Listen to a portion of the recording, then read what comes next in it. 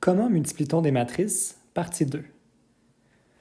Dans la partie 1, on s'est rappelé ce que c'était un produit scalaire et je vous ai dit que ça ressemblerait au produit entre matrices.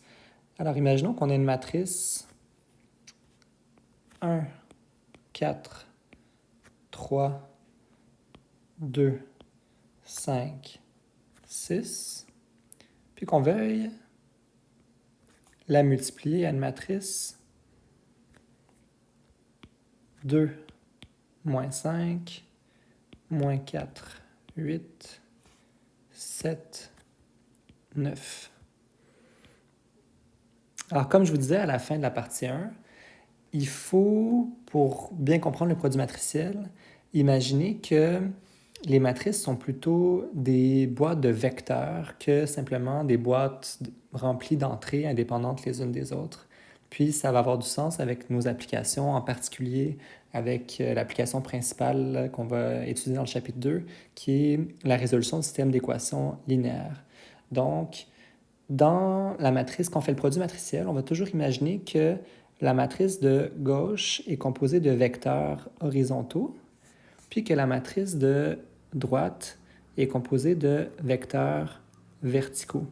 Puis pour faire le produit matriciel, on va tout simplement faire tous les produits scalaires possibles entre les vecteurs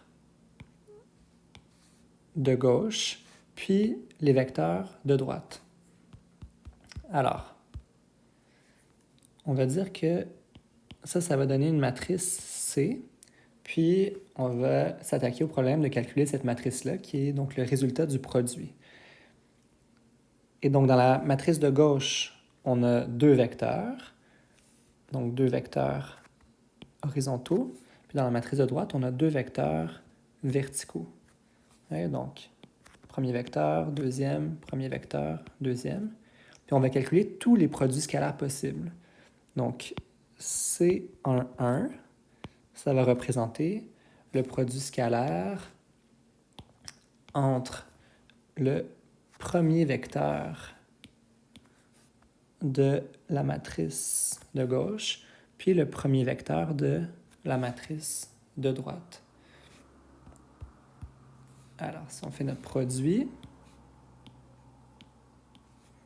donc ça va faire 1 fois 2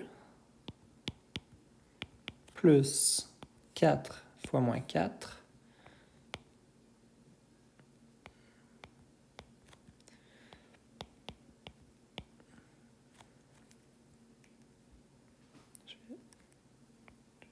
ça,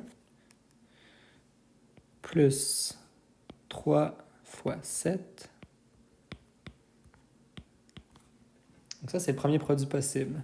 Donc, 1 fois 2, ça fait 2, moins 16, plus 21. Donc, on obtient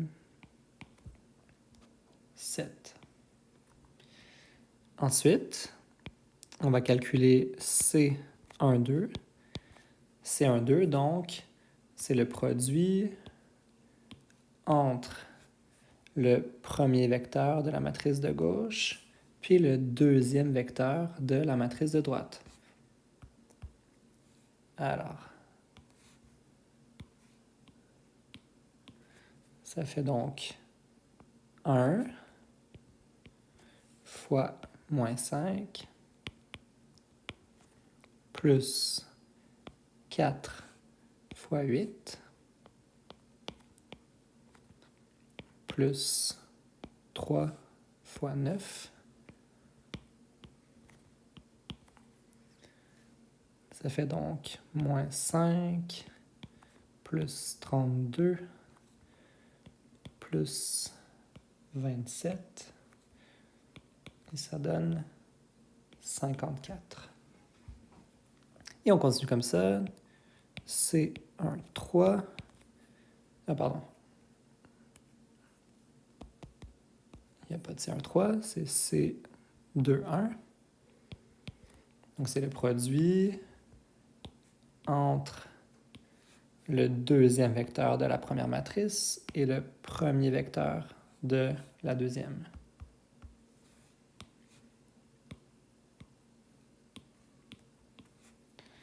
Ça fait donc 2 fois 2 plus 5 fois moins 4 plus 6 fois 7 pour un total de 26. Et finalement, dernier produit scalaire possible, c'est le produit entre le deuxième vecteur de la matrice de droite et le deuxième vecteur de la matrice de gauche.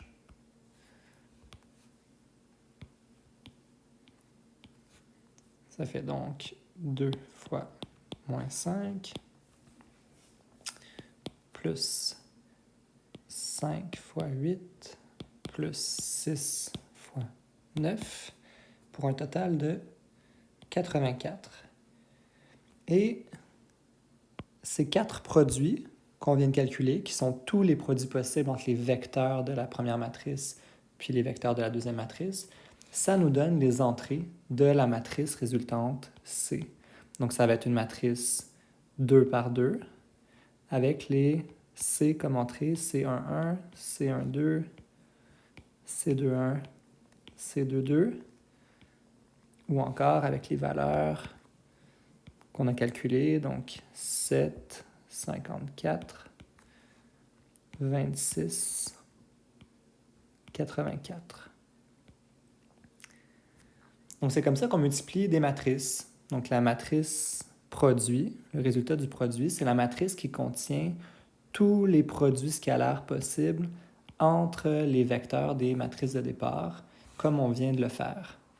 Remarquez, donc ça veut dire immédiatement, vous remarquez qu'il faut que la matrice de départ ait autant de lignes, autant de colonnes que la deuxième matrice a de lignes.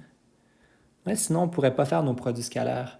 Quand on faisait une produit scalaire, on faisait 1 fois 2 plus 4 fois moins 4 plus 3 fois 7. Pour que le produit scalaire soit défini, il faut qu'il y ait autant d'entrées, donc dans la ligne 1 ici, que dans la colonne 1, qui est ici, de la deuxième matrice. Puis c'est vrai pour chacune des lignes de la première matrice, puis chacune des colonnes de la deuxième. Donc, pour que le produit matriciel soit défini, il faut absolument qu'il y ait autant de colonnes dans la première matrice qu'il y a de lignes dans la deuxième.